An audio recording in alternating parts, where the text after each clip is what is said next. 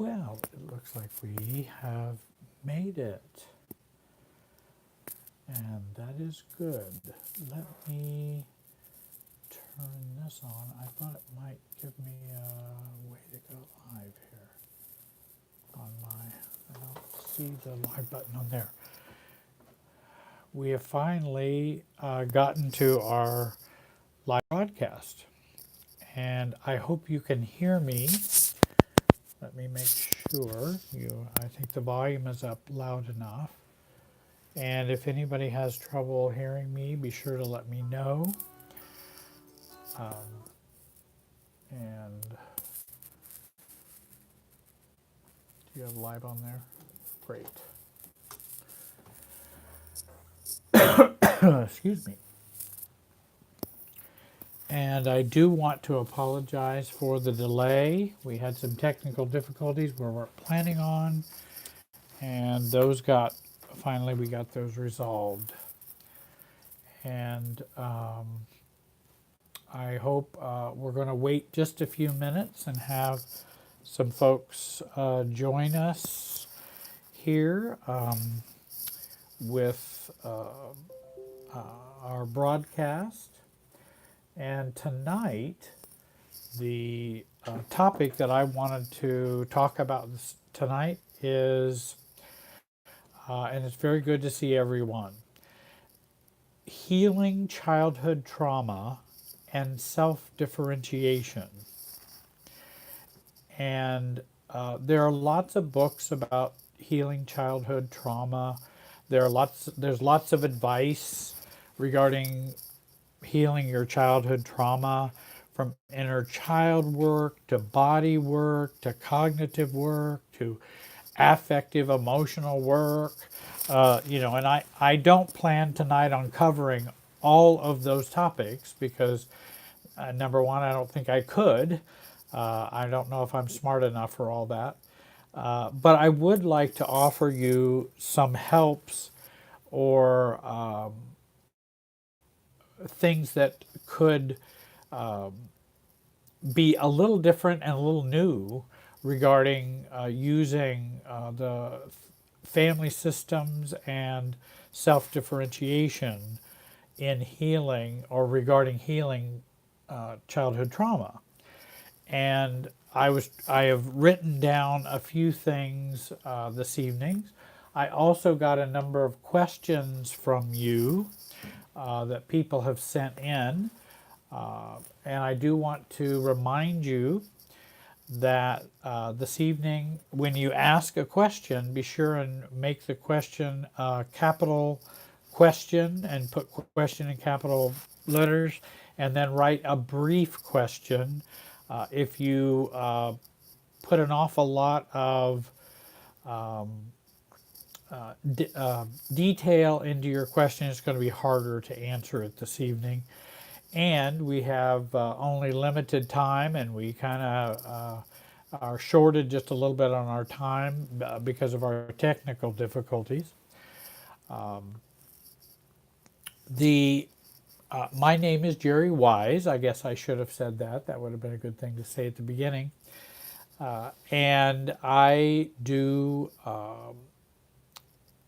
self-differentiation coaching for folks, and I try to bring a family systems approach to helping those clients that I have worked with, and I'm hoping to share some of that tonight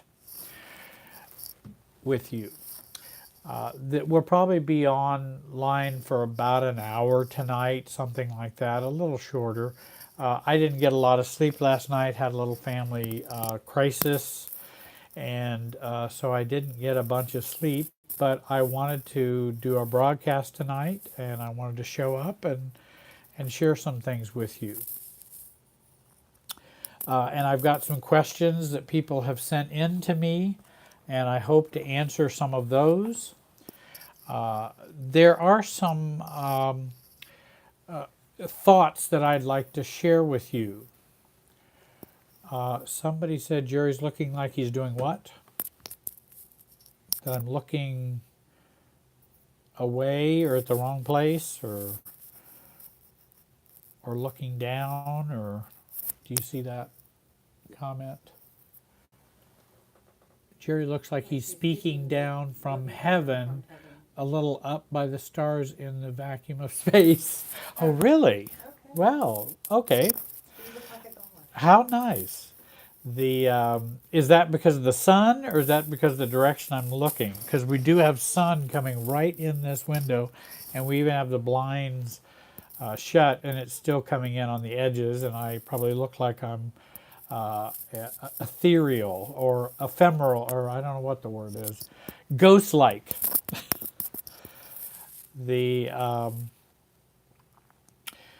Let me share these. I've got 5 things that I wanted to share with you regarding healing trauma. And if I apply some of the family systems and self-differentiation theory and work to trauma healing, I would say, number 1, the trauma healing begins with breaking the family trance. And so that's a very important concept of breaking the family trance that we have been in while growing up and into our adulthood, so that we can view our childhood and our adulthood with a more objective and adult view of life. I have a quote from Willis Harman, who states, "We are hypnotized from infancy. We do not perceive ourselves and the world about us as they are, but as we have been persuaded to see them." And that's a very core concept for family systems, for self-differentiation. We begin with breaking the family trance. That's coming out of denial, starting to look at things the way they really were, accepting pain, accepting feelings, accepting what we saw, heard, felt, smelled, tasted, how all of our senses experienced our childhood. And much of that we're still experiencing today as adults, because our family of origin is still and continues on inside of us. And that's why we want to break that trance, so we can begin to see the difference between the family in me and me, that those are different entities. We're not just a part of the family super self, but we are us and they are them. And how did we function in that super self, and how did we function in the family? How does the family function within us today? If you want to know how family's functioning in you, one way you can find out is go back at holiday time, at Thanksgiving time, go show up at your family's dinner for Thanksgiving, and show up with all the family there, and attempt to act like an adult the entire time you're there. That could be a real challenge. You also may be resisted for being an adult if you do that. And so that's the pull and push of the family trance, because everybody expects you to operate in a certain way. If you're the scapegoat, then you need to operate in a scapegoat way. If you're the golden child, then you need to act in a golden child way. And everybody expects that, and you better not step outside your role. In fact, I was working with a couple just recently, and her family is very enmeshed. He is the husband to her, and she's the daughter of her in her family, and they view her as the loyal one or enmeshed one to the family, and they view him as kind of skeptical or the enemy, because he might try to pull her away from them. Now, I'm sure many of you have experienced that before in different ways. And so the family has a whole list of rules. And in fact, this particular family, even for the adults, had a list of 14 rules that everybody had to follow, even as adults. It's pretty amazing, the enmeshment that is there. And they had and at Thanksgiving, it is required that everyone must take 3 kernels of corn. Everyone must take 3 kernels of corn, and everyone must give 3 things they are grateful or thankful for. Now, there's nothing wrong with doing that. There's nothing wrong with offering that. What's problematic is you will all do it whether you want to or not. That's where the problem becomes. And so what I was suggesting to them to get them to think a little differently, if we want to change how your husband is viewed in the family and how you are viewed in your family, is how about your husband do the 3 corns and he does it willingly, which he's the one who really doesn't want to do it. Let him do it, and you inform the family you don't want to. He becomes the compliant one. She becomes the outlier or the differentiator. Now all of a sudden we've shifted their relationship in the family, and they had never thought of that. They thought, that would probably work if we did that. That is crazy, because it wouldn't be what they expect. And it would really mess with their heads for that to happen. You be the bad daughter, let him be the good son-in-law. And it could be interesting what could happen in the family. So we're talking about that family trance, and those family trances can go on through adulthood, even to the place of saying what we're grateful for and thankful for at Thanksgiving. That you better be doing this, you better like this, and you better be okay with this. Because if you're not, there's going to be a lot of resistance and very awkward if you don't. So the first thing we want to do is begin to break up the family trance. That's one of the things we want to learn in healing trauma that we've experienced. Secondly, trauma healing begins when we recognize and acknowledge our enmeshment to our family of origin and perpetrators who have perpetrated abuse or trauma on us. That we have become enmeshed with them emotionally. And that's often what happens. I was describing in an interview I gave the other day, we were talking about healing family trauma, and that one of the things that makes it difficult is we know every family has a certain level of chronic anxiety. The more immature the family is, the higher the chronic anxiety. The more mature and differentiated the family is, the lower the chronic anxiety that operates within the system. Now, let's take this higher level of anxiety that might be in dysfunctional families, and now let's add trauma, abuse, verbal abuse, physical abuse, sexual abuse, all kinds of abuse. Now we've increased the chronic anxiety 5-fold. Now it's very, very high. And the higher the chronic anxiety, the more we tend to enmesh together emotionally. And in fact, again, we're talking about emotional enmeshment. So somebody can hate their family and never want to see them and take off and go move to 2 states away, but they still may be overly enmeshed with their family emotionally. Their geography doesn't determine enmeshment. You can be right next to someone and not be enmeshed.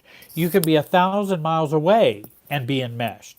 So geography doesn't determine that. And so I like to share that with folks. And so what we want to do is work on that enmeshment, because that keeps trauma going in our adult lives. that enmeshment with perpetrators, with abusers growing up, with our family of origin. And so we want to begin to deal with that enmeshment and work on self-differentiating and self-differentiating ourselves.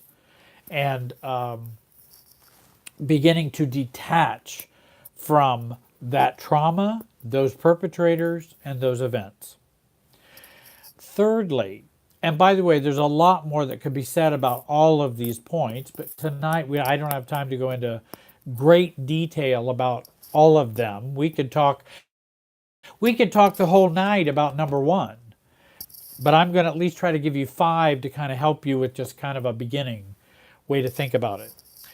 That was number 2. Number 3, trauma healing begins when we can reframe our position, functioning, and experiences or trauma in a mature, non-illusion, rational way. In other words, we start looking at the past with adult eyes, with eyes that are not totally entranced by the family of origin. And we can do that with asking others to help us to see it differently. And that's part of what we do when we go into therapy, when we go utilize a coach. We then say, how should I look at my family? Can you help me look at my family differently and my experience growing up differently? And so when we do that, then that's when we begin to change or reframe how we see that experience growing up. And that's a beginning of loosening our enmeshment with the trauma and with the perpetrators. Fourthly, trauma healing begins when we begin to differentiate ourselves from the trauma, from the perpetrators, and from our family of origin. And that's what I help people learn to do and practice doing. Differentiating themselves from their trauma, perpetrators, and family of origin that's been dysfunctional. Whether it be narcissistic or alcoholism or any number of dysfunctions that families have. And when we begin to differentiate ourselves, we then start to separate ourselves from the pain. And I don't mean deny the pain, and I don't mean push it down. I mean separate, which I mean letting go. And we don't identify it so much as equal to us. And I think so many people tend to think they are their trauma. And no, we're not our trauma. We have been traumatized, but that's different than we are our trauma. And so we, even understanding that, I have people come in and I say, you're not your trauma. Trauma is something that has happened to you. So you have a you apart from that trauma. But I'm not denying the trauma that you've had. We're not denying that whatsoever. And we're going to deal with that and talk about that and begin to reprocess that, reframe it, find ourselves in the midst of it and in spite of it, and find ourselves a sense of self. So that's number 4. And number 5, trauma healing begins when we can choose, or when we can self-soothe and down-regulate that anxiety. If I didn't have my little crisis I had last night, I would have probably ended up with maybe 10 of these points, but we don't need 10. 5 is probably enough for tonight. And so learning to self-soothe, many times we did not learn and don't learn and haven't learned how to do that. And then second of all, we haven't learned how to reduce our anxiety, because chronic anxiety is a really big problem in how we function as mature adults. if you're in an adult situation and you feel too much anxiety, you're going to operate out of your limbic lizard brain, the limbic system, and you're going to not be your true selves. You're going to be your reactive selves. You're going to be your traumatized self. You're going to be your limbic self. You're going to be your anxious self. And we want to be not those. And beginning to think about that in a different way can begin to settle us and get us more calmness. And it's a work that takes time, and it happens over time. It doesn't happen overnight. It doesn't happen because you just heard it for the first time. It takes lots of work, courage, and willingness to take a look at the work of self-differentiation to address trauma. So self-soothing, self-caring, and down-regulating the anxiety. Those are very important things for us to do. Okay, I'll come back to that.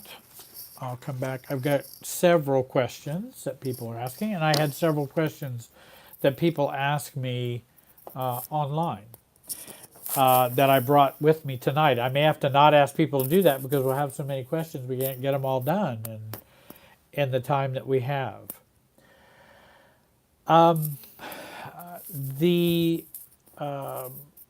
And I think Denise, said something about we need to grieve a lot, the need to grieve a lot. Absolutely. And that's part of the self-soothing and self-caring, is giving ourselves the freedom to grieve. And when we begin to, experience our trauma and our growing up in a non-illusion way, meaning it's not illusion, it's not just a hope for, a wish for, why weren't my parents the good parents I wanted them to be, and when are they going to be that? Once we start looking at that without illusion, then we really have some grief work that begins to come up. Because now I have to grieve the loss of the parents I never had and the parents I never will have. And that's not easy to do, because many of us hold on to still a little hope. There's that little inner child in us, even though the adult says, oh no, my mother's a narcissist, my father is, alcoholic, and they can never love me like I know it, like I want. But then there's that little child in us going, oh, but I hope they might. And then that's enough to keep us hooked, and enough to keep us hooked in and not detaching from our parents or our family of origin. Doesn't take much. It's that little hope, and maybe they will change. Maybe God will change them. Maybe a miracle will happen. Maybe if I change enough, they'll change. And we have all of those hopes. And I've gone through all those stages. I've wished for all those things, for sure.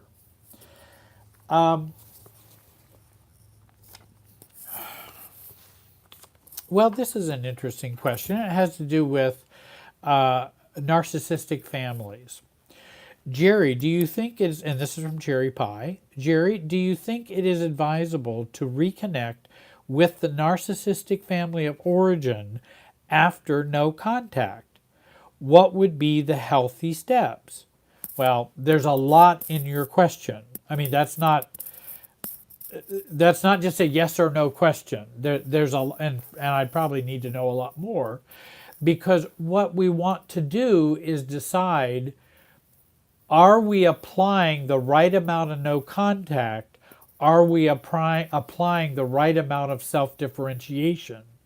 And sometimes we get those confused, because people who don't want to self-differentiate or grow up will just default or choose no contact and go, oh, well, I'm going to write them off. I don't care. Screw them. I'm done. When they've just lost an opportunity to grow and to become more self-differentiated within their system or family of origin. Now, I realize that narcissistic families can be abusive, traumatizing, disrespectful, angry, rageful, and I'm not suggesting you submit yourself to all of that. And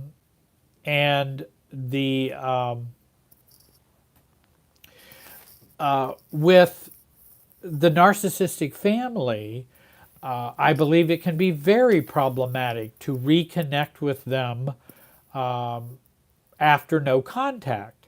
Now, the issue is, I don't know how much narcissism is in there. I don't know how many people are narcissistic. I don't know if some people have changed or some people haven't. So it's kind of hard to, everybody's an individual. And you can have a malignant narcissist, and then you can have somebody who has narcissistic traits. And that's quite different.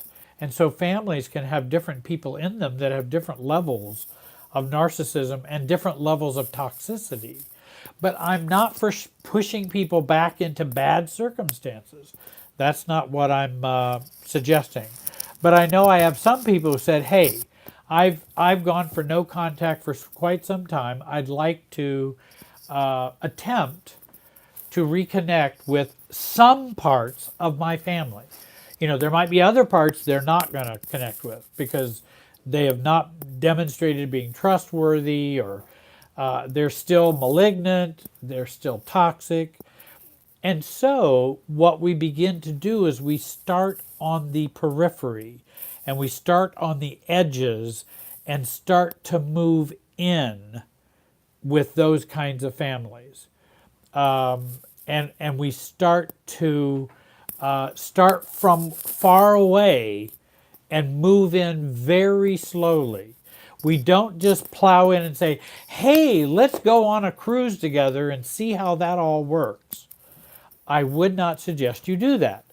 I would suggest, how would they handle me writing them a card? How would they handle me writing them a letter? How would they handle me just calling them and asking them how they're doing? That could tell me a whole lot while connecting with them from afar. And then, only then do I begin to move in to an inner circle approach. So I always tell people, start way out here on the edges and begin to move in. And if ever it fails, then you can always move back out or stay at the level that you're at. And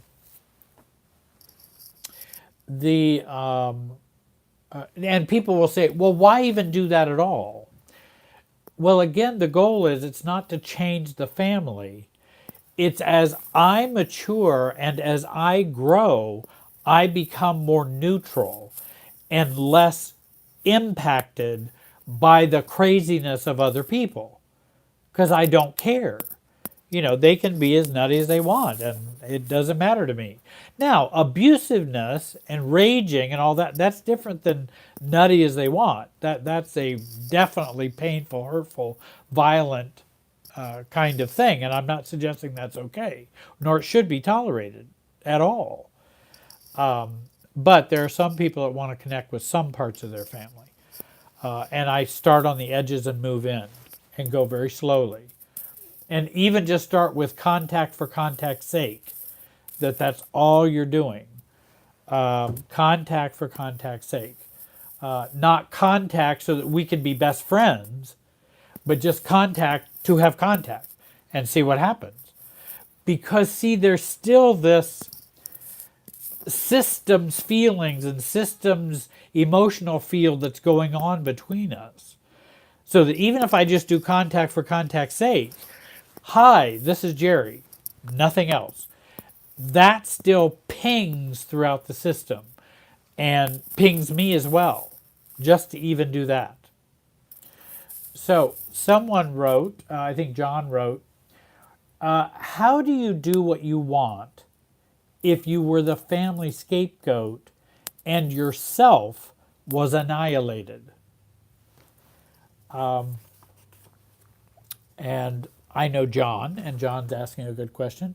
And how do I not do what I don't want to do?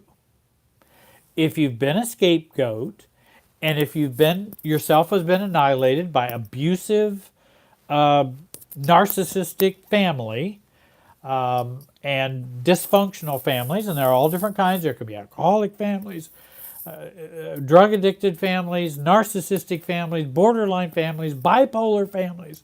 There can be all kinds of families where we have all kinds of trauma that can happen because people are not well. They are not well at all. There is a book that I like, and I would suggest this to anyone.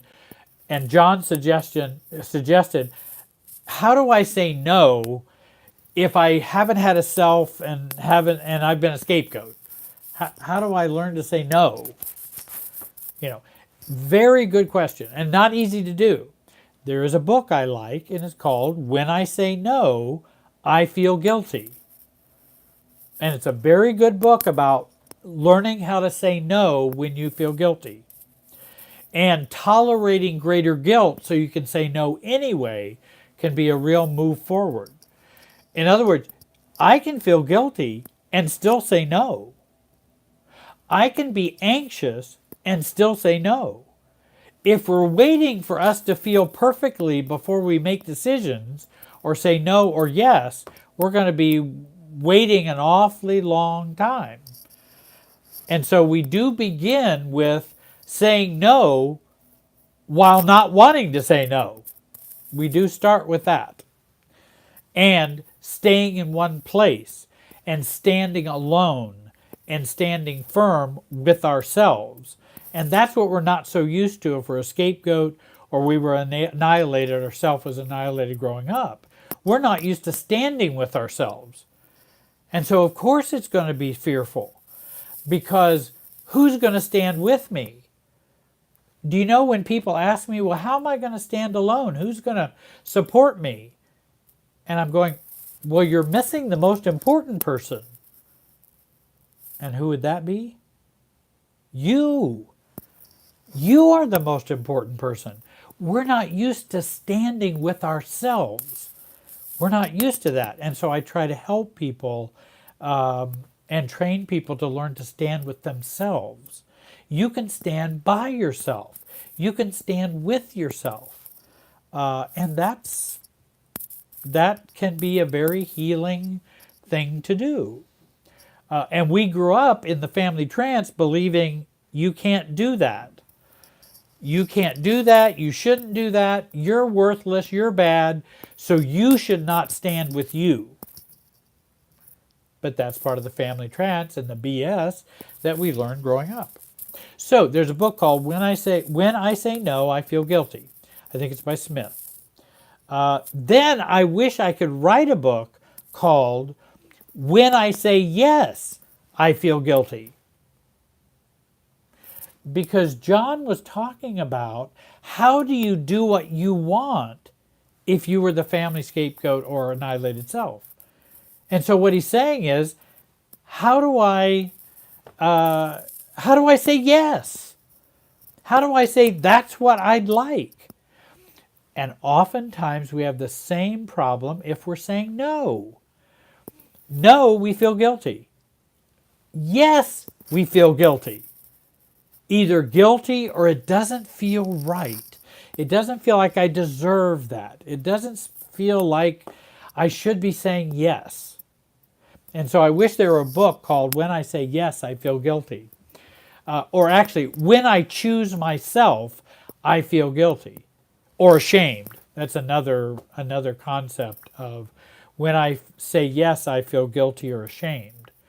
And so what we want to do is resolve and work on that shame and guilt and feeling undeserved and feeling shamed and feeling worthless, and work on that and begin to say yes. And in fact, that's where my beginning experience of the first time I really said yes involved doing two things I wanted to do. I wanted to rent this car I wanted to rent, and I wanted to stay at the Hotel Queen Mary in Long Beach, California. And that was way back in the 80s, way back a long time ago. Shoot, probably before some of the people are born on this. Hate saying that. And I'd never done that before. I'd never said, what would I like to do? If I could do anything, and a therapist asked me that, and I said, well, I don't know. How do I know what I want? How do I know what I should want? I don't ask myself that question. All I ask myself is, what should I do for you? And are you okay so that I'm okay? Those are the questions that I ask as a good codependent. And so making that decision of this is what I would like, and then making the phone calls to do it. And then ended up doing it. And it was the most freeing, exhilarating experience I had had. I didn't know people felt like that. I didn't know you could go and do something you really enjoyed and wanted to do. It was just, and I thought I should feel guilty for that. I definitely don't deserve this, and I should feel guilty for doing something that I would like to do. And John talks about the self was annihilated and he was a family scapegoat, and I think that's where our role was wrong in the family. We had the wrong role, and we showed up with that role, and that's the way the family treated us in the family trance as the scapegoat. And we were objectified as the that role, and objectified as a scapegoat. And so what we want to do in healing is to personalize ourselves. We need to personalize ourselves, because people don't realize how much they objectify themselves. We just internalize that objectification, and then we just objectify ourselves. Oh, Jerry, you're so stupid. Why would you do that? My gosh, Jerry, that's just objectifying me. I'm just an object who is doing wrong. I'm a bad machine. Rather than personalizing myself and having a personal relationship with me. So untangling that objectification and letting some of that objectification go is a beginning to healing of that. The self, let's see, I had dis and denied. Oh, was disdained, yes. When we are annihilated growing up in traumatic families and dysfunctional families, ourselves are disdained and denied. Well, if your self is disdained or looked down upon and denied, then all you are is an object. Then you're not really of any personal value, human value, you're just an object. And so what we want to do is begin to break that trance and begin to do the work that's not easy, but say fantasizing about visiting the planet of non-scapegoatism. The planet where I am not a scapegoat. What am I doing? What do I look like? How am I walking? What do I feel? What do I hear? What am I thinking if I begin to visit that planet? We can visit another planet, the planet of no annihilation. Okay, well, Jerry, that's interesting. I've always felt annihilated. Let me think about what would it be like to have no annihilation. Well, let me fantasize about that. What would you look like? What would you be wearing? How would you walk? How would you talk to other people? We begin to stretch that view about who we are and who ourselves are. And we have to begin to stretch that. Now, people say, well, that sounds so hard, Jerry. It sounds almost impossible. I've never had a self, blah, blah, blah. I'm not talking about in one setting, you become a different person. I believe a tremendous amount of change can take place by a small amount of changing that trance and reframing that belief and those beliefs growing up. A small amount can make a big difference. That's been my experience. And I think I've felt that for other people too. Because they keep thinking, well, I'm waiting until I'm all fixed. You don't have to be all fixed. Let's just loosen up that family trance and see if you can begin to maneuver differently. Because you probably can. And And then I've also used the concept, what would Betty do? Okay, put yourself in your neighbor's shoes. Walk in his life and go, okay, he wasn't annihilated. He wasn't a scapegoat. Okay, well, what would Bob, what would I see him doing? How would he be acting? What would he be feeling? Now I start to get a new language and a new experience of not being annihilated and not being the scapegoat. Now it's a small new experience, but it is the beginning of a new experience. And then there is the annihilated self and the scapegoat, in which our subjectivity is annihilated. In fact, I've got a workshop on Vimeo called The Annihilation of Our Subjectivity. And that's where how we view the world has been annihilated. And so, how do I begin to view the world in a new way when my way of viewing the world is normal?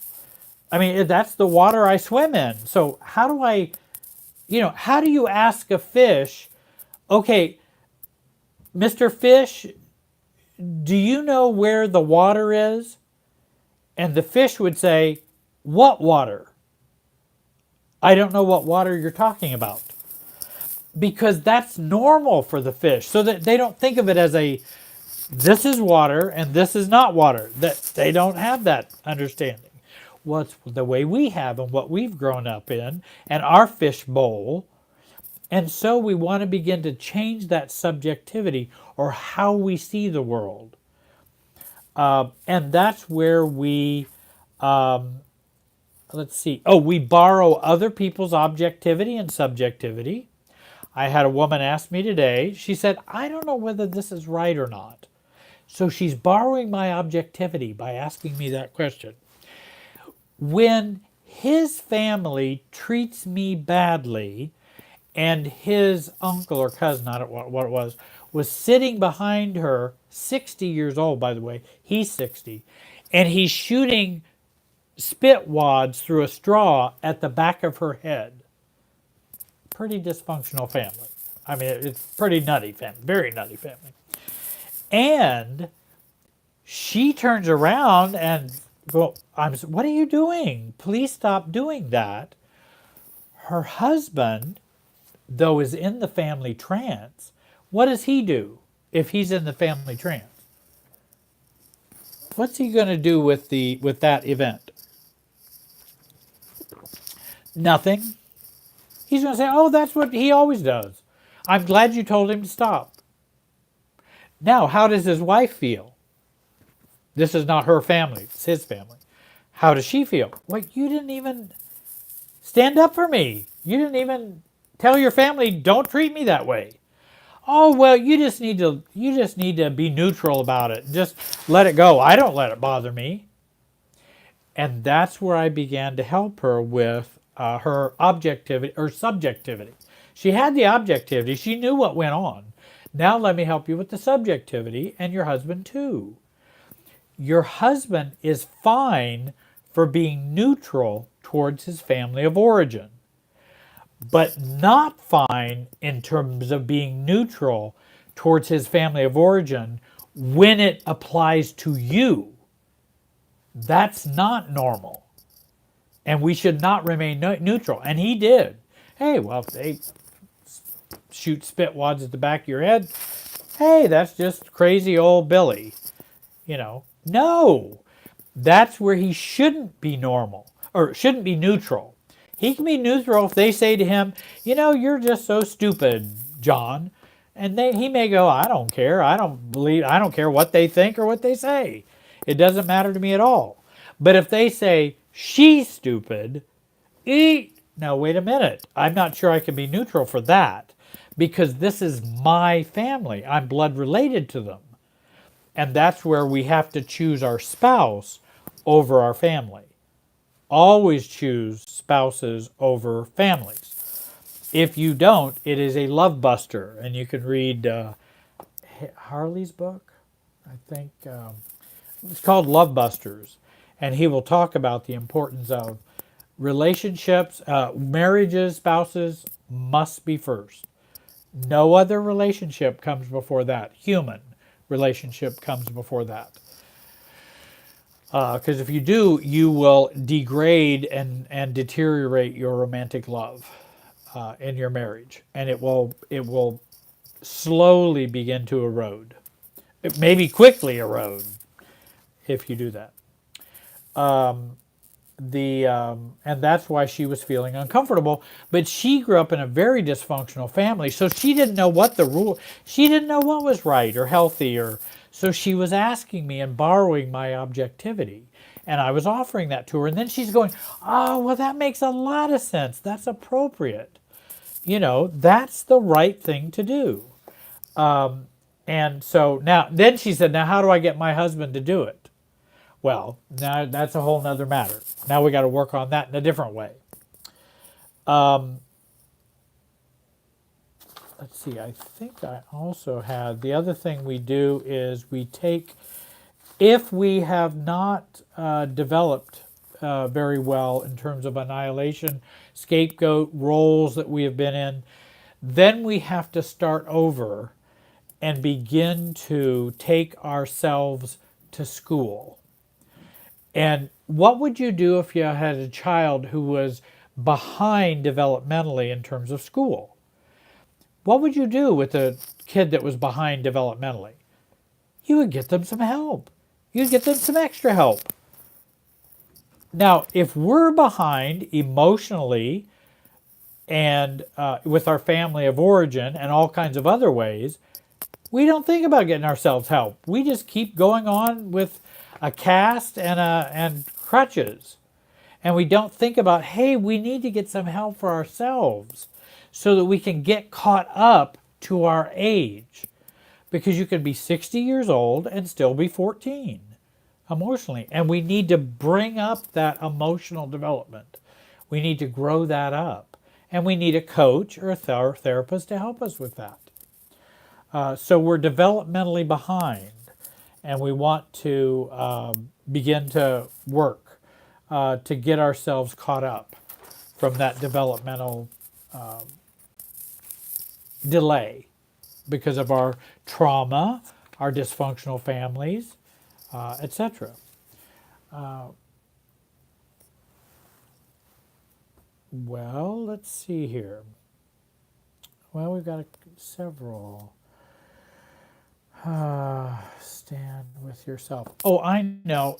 Since I don't have a lot of time, Annie writes, what are the steps to learning to stand with yourself?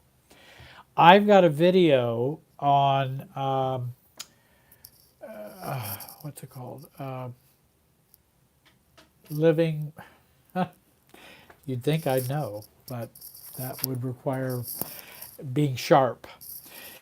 But it's about living without love and acceptance. And you can find that. And that's about standing with yourself. And not just living for everything to be coming into you, and love and acceptance. No, you're going to stand for yourself and with yourself.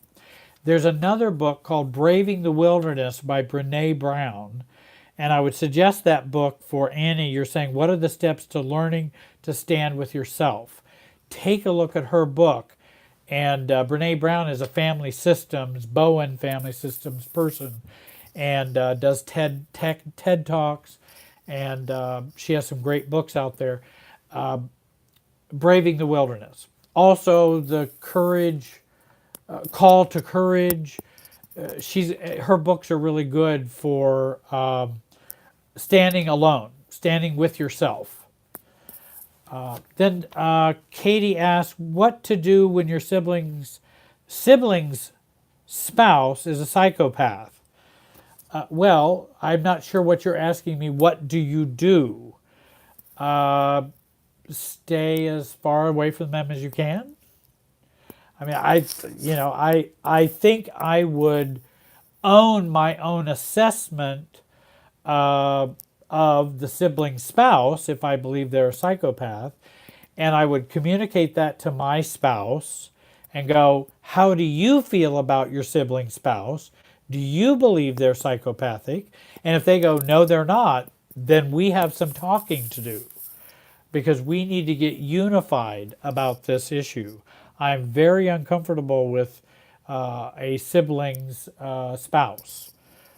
And if let's say your brother has a wife who's a sociopath or psychopath, then I might want to have a talk with your brother and say, I'm going to have a hard time relating and getting along with your wife. And I'm not sure we're a good mix. And I'm not sure how that's going to play out, but I want to give you a heads up because I'm really concerned.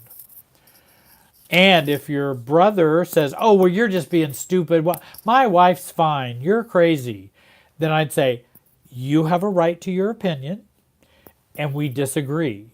I'm very sorry. I wish I could agree with you. But from in the future, I will need to take steps to probably limit my contact with her. And I don't have to go into all the psychology and psychiatry of that sibling spouse. I just need to say what I'm going to be doing based on what I believe in general terms. That I don't need to analyze them or tell them. Now she's a malignant narcissist with psychopathic traits. I don't need to go into all that. I just need to say, I don't think we're going to get along very well. I don't think we're going to be a good fit. And so I'm probably going to be limiting my contact and time with her. Well, I don't know why you're going to do that. Well, I've just been trying to explain it to you. But if you don't believe that's the case, I understand. But I'll have to stand alone and do what's right for me. I'm not going to be abused or misused or whatever might happen with a psychopath who's a sibling, spouse. So I got those, and let's see here.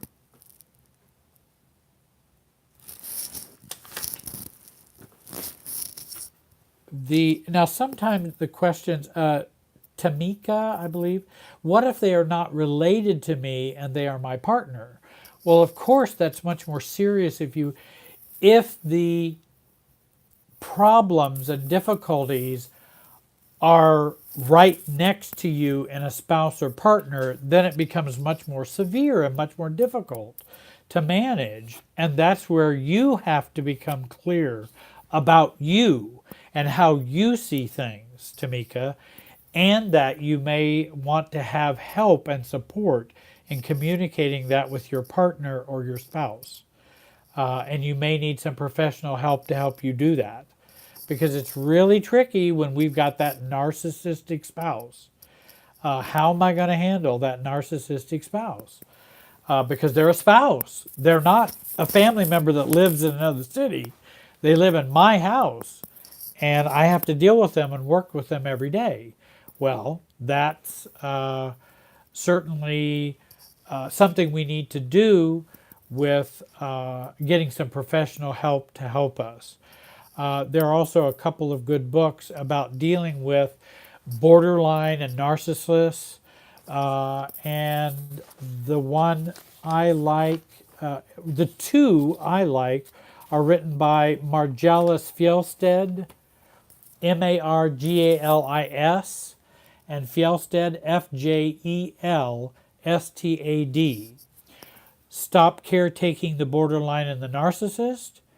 And the second one is Healing from a Narcissistic Relationship. And she does a really great job in both of them. She's a very good marriage and family therapist, and she also understands the dynamics because she had a narcissistic spouse. And she also shares the struggle about, do I stay or do I go? And she does a real good job, I think a very mature job, of taking a look at that. Because that's not easy. That's not easy at all. I need to take a drink here, get a little moisture.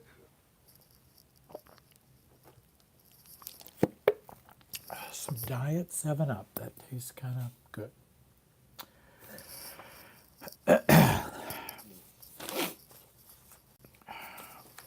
I might share a Oh, Thich Nhat Hanh writes, there is no cell of our body that does not have a wounded child in it. Thich Nhat Hanh. I know you've seen that name out there, and I love that quote. And there's also another, I think even not necessarily humorous, but a little humorous. When childhood dies, its corpses are called adults. And that's by Brian Aldiss, Aldiss, Brian. And what I like is when the corpses come to me and they say, Jerry, is there resurrection and new life for me? Because I died as a child. And how do I live again? And I guess I have my own faith and belief that you can. And that you don't have to be a dead adult. You really don't. If I don't, you don't have to. And I certainly felt there was no way out, and there was no possibility of change, and all kinds of things, as I recall. And it was very difficult making changes because I just thought it's not going to happen. There was an interesting question, and I'm sorry for those who sent questions in, and our broadcast is a little shorter tonight.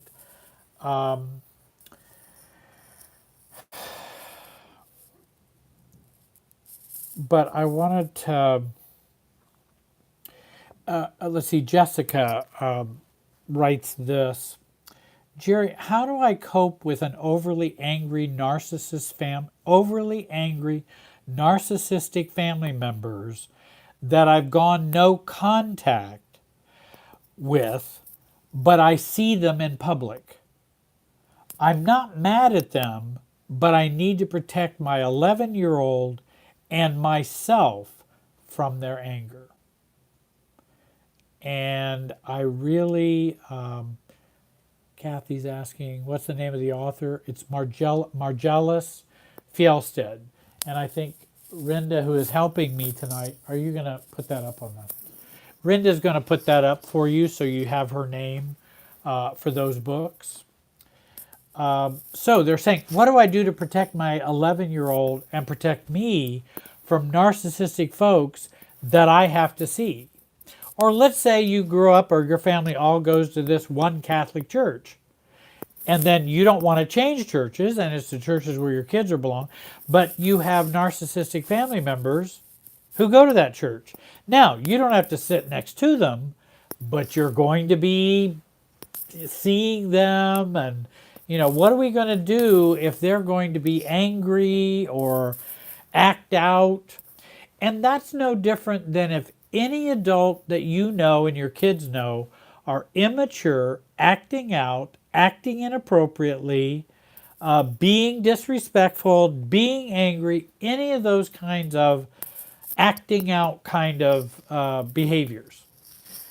What I think of doing is educating your kids using calm, objective beliefs and not reactivity, such as, hey, your grandmother may say this or say that, or your aunt may say this or say that. I believe she's got her own issues. I'm not going to go into detail about those, but I want to let you know, and she may do things like that. So I'm educating and talking to the kids so that they're aware. So it's not a big surprise or they're not floored. Oftentimes kids already understand anyway. They usually know, crazy Aunt Mary. I know Aunt Mary's crazy. And that when we have a bunch of family members and they all have groupthink and they all do smear campaigns and what I call narcissistic groupthink bullying or the smear campaign. And that's very difficult on us because we're just one person. That's when we need to learn to stand alone. That power of standing alone is very important. I don't care if 6 people think I'm crazy. I can still, you may have 6 people, but I have 2 that are more powerful. Me and me. And that's being willing to stand alone. And we want to bolster that me and me. And so we want to reframe, because we can feel real uneasy. Well, what if they say this? Or are they talking about me? Or they're probably talking about blah, blah, blah, blah, blah, or whatever they're talking about.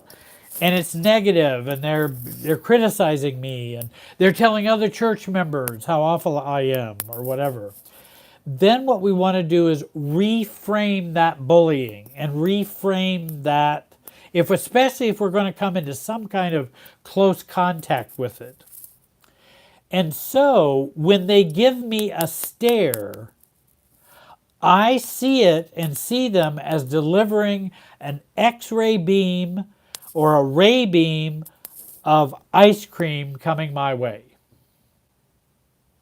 I want to reframe what they're doing so that I don't take it as wounding, but I take it as ridiculous. And that can be more helpful. When they say mean things in public, smile and laugh about something you think is funny. It may have nothing to do with what they said. Just be prepared to think of something funny. When you hear something or hear them acting, because they're acting crazy by saying mean things and silly stuff in public. We don't want to give it that much power.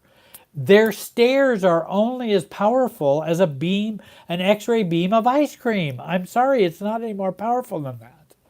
If you give it more power, then it's going to cut right through you. You decide to turn down the voltage on it. I don't care what their voltage is, I'm going to turn down my voltage. I've suggested some people start reciting the Gettysburg Address.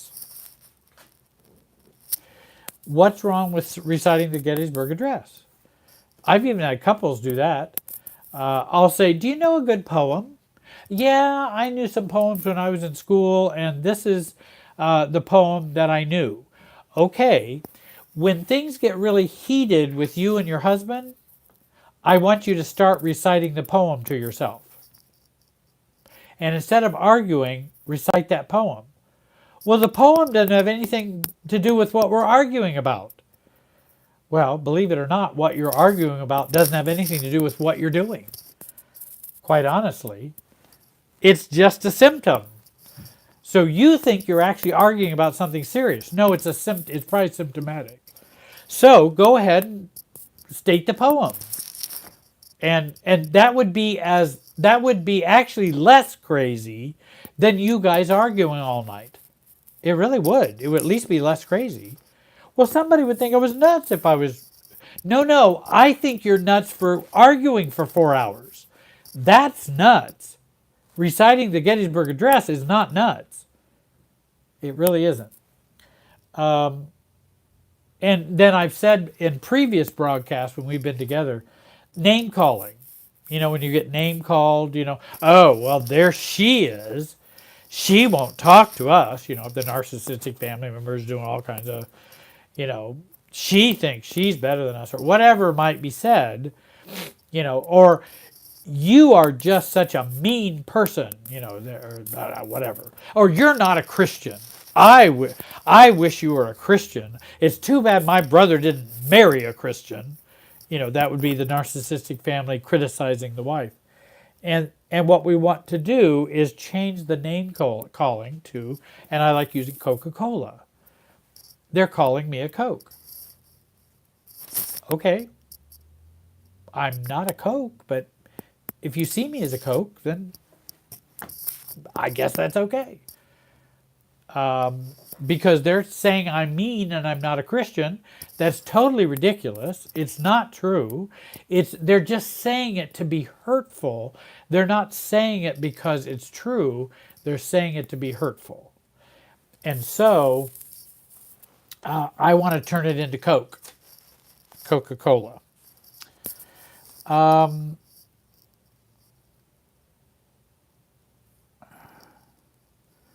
Oh, that's about a 20-minute question. That's a great question, but it's a, let me see here.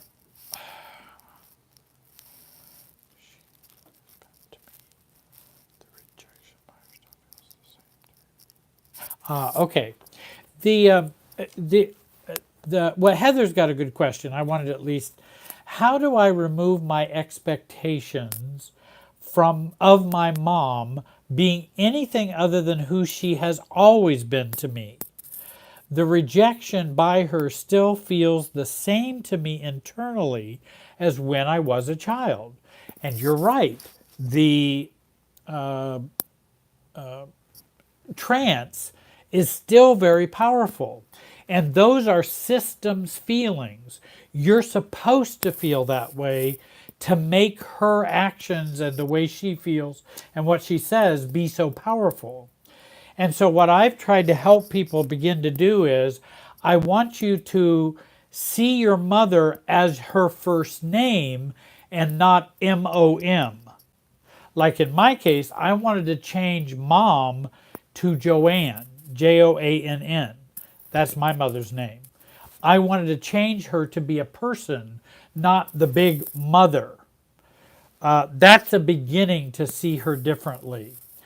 Also, we can begin to ask ourselves, if I didn't feel the rejection and Jerry had a magic wand and could wave that wand over me and I didn't feel rejected, what would be the downsides for me? Now, Heather, you might say, oh, well, I'd only have good sides. That would be wonderful if I could do that. Well, of course you would, and that would be wonderful if you could. But what would be the downsides? If you don't feel rejected, what could happen? What might you do differently that would disrupt the system? That's probably what you're afraid of, which is why you hold on to the rejection. Because you don't have to feel rejected when mom says whatever she says. Coca-Cola, ice cream, or any other crazy thing she's saying. You don't have to feel rejected. Mom doesn't make you feel that way. We feel that way because that's our relationship with our family and that's what we've learned. But it's not immovable or irreversible or unchangeable. It's not. And that's the good news. And that's the very good news. Well, I'm sorry I couldn't get to everybody's questions tonight. I may bring some of these back the next time we do a live broadcast. We've come to about 9:32, something like that. And I do want to let you know that our next live stream is going to be on July the 30th.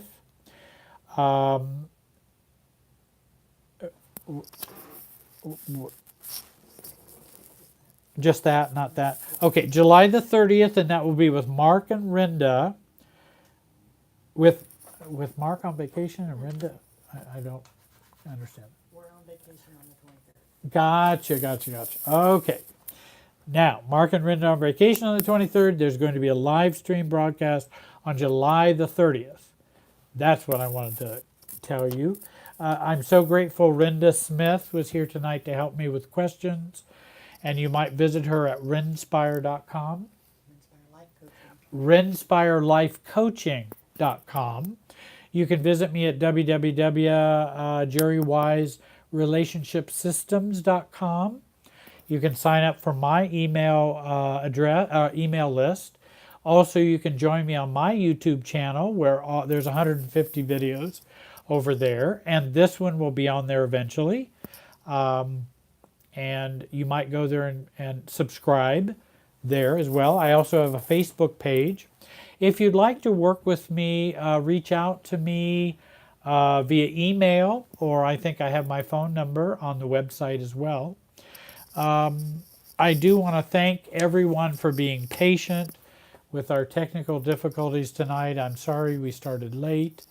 There are some other great questions that people sent in. I wrote notes on them. So now that I've got notes on them, I can also bring them back. I might even do a live broadcast or something on my YouTube channel and maybe catch up on some of those questions for folks, and I'll let you know about that as well. So, again, for Rinda and I appreciate it, Rinda, you helping me. And I want to thank you all for joining us this evening. And I hope you have a great week. And thanks for listening, guys. See ya.